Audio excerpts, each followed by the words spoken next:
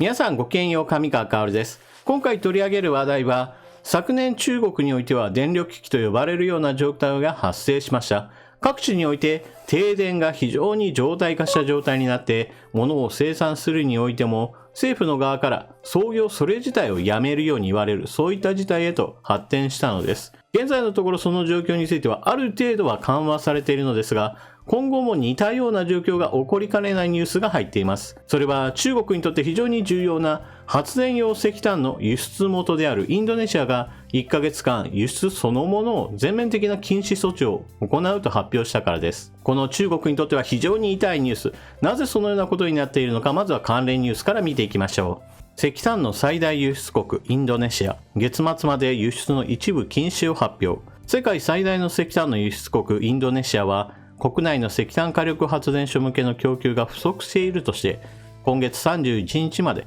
石炭の輸出を一時的に禁止すると発表しました。インドネシアの輸出先である中国や日本などへの影響が懸念されています。インドネシアのエネルギー鉱物資源省は今月1日から31日まで石炭の輸出を一時的に禁止すると発表しました。その理由について、国内の石炭火力発電所向けの石炭の供給が不足していて、このままでは一部の発電所が稼働できなくなる恐れがあるためとしています。インドネシアでは電力の供給を安定させるため、国内の石炭会社は年間生産量の 25% 以上を電力会社に供給することを義務付けられていますが、販売価格が安いことなどから供給量が満たされない状況が続いているということです。IEA 国際エネルギー機関によりますと、おととし世界で輸出された石炭のうち、インドネシアからの輸出は最も多い 31.5% を占めています。インドネシア政府によりますと、輸出先は中国やインドのほか、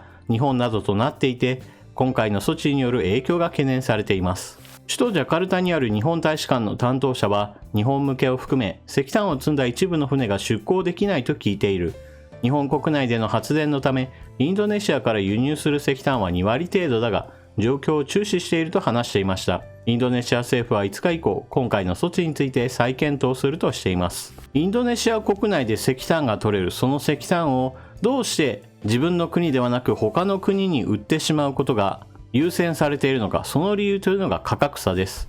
インドネシアの価格統制において国産の発電用石炭の上限価格は1トンあたり70ドルで、一方において輸出される発電用の石炭は100ドル程度となっています。この差額を理由として石炭の採掘会社はより値段の高い方に石炭を売っているということになっているわけです。ただしそこには政府が国内供給義務というものを課していて、政府が設定した供給量510万トンに対し、実際の供給量は1月1日時点で3万5000トンと目標値の 1% に過ぎません。このような状況が続けば、インドネシア国内における石炭火力発電所の石炭の備蓄量がどんどんと減ってきて、最終的には電力不足が起こってしまう、そのような懸念が発生しているのです。インドネシアは石炭の輸出元としてはまさに最大の国でありますから、輸出そのものについて全面的に禁止しますよという措置は非常に多くの影響をもたらすこととなります。ですから日本においてもインドネシアでの輸出がストップしたよということがニュースになっているわけです。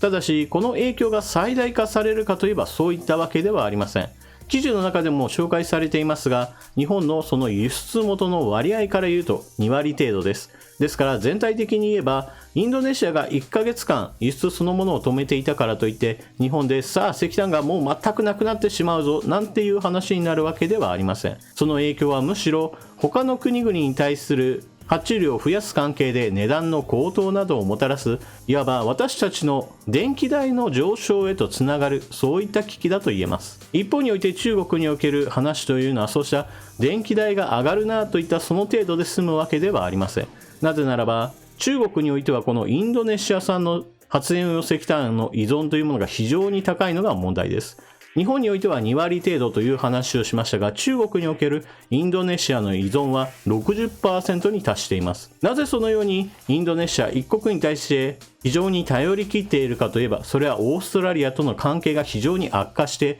オーストラリア産の石炭を輸入するのを中国自身が自分で切ったからです。なぜそのようなことになったかといえば、それは中国共産党がメンツを大事にし、オーストラリアからの批判を受け付けない、そのような対抗措置として行われたものです。オーストラリアが中国のメンツを傷つけるようなことを何を言ったかといえば、それは中国に対して新型コロナウイルスのその起源についてしっかりと調査を受け入れるべきだと中国に対して一言物申したわけです。このことに対して中国は新型コロナの問題を中国一国に背負わせるような言動を許さないと反論しているわけです。それによって発生したのがオーストラリア産石炭の輸入禁止措置です。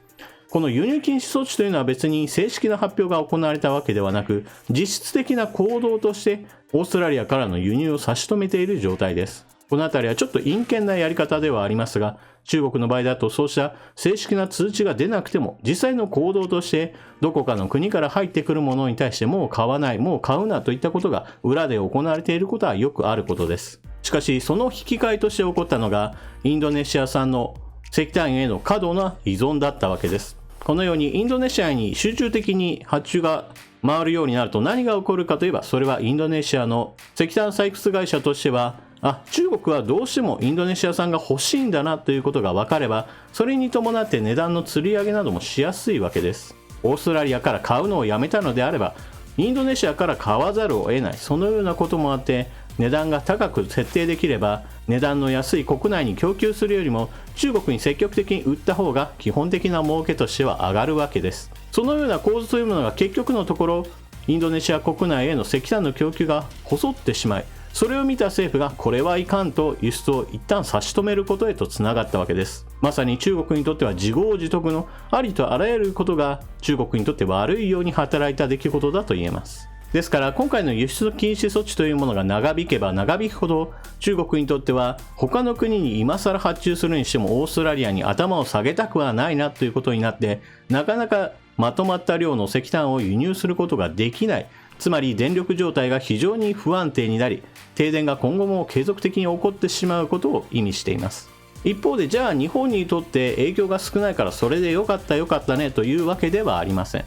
今世の中においては石炭から天然ガスへの移行といったものが行われています。これは石炭を燃料とする火力発電について非常に冷たい目が向けられていて、それに伴って燃料を石炭から天然ガスへと乗り換えようという動きが世界的に起こっているからです。そのため石炭の採掘に対しては投資のお金が全然集まらない状況もあって、供給する側の能力というものがだんだんと先細りしかねない状況になっています。そういったこともあって天然ガスの価格というものは高値安定して推移するのではないかと言われていますし、まただんだんと供給量が下がってしまうということから石炭価格についても同じように高値安定してしまうのではないか、いわば電力問題にインフレ問題といったものが重なるのではないか、そういった話も出ています。日本においてもこうした様々な燃料価格の上昇によって給料は上がらないんだけれど、しかし日々の暮らしにかかる電気代などがじわじわと上がり続けてしまうのではないか、そういった問題なども今年大きな政治的なテーマになるでしょう。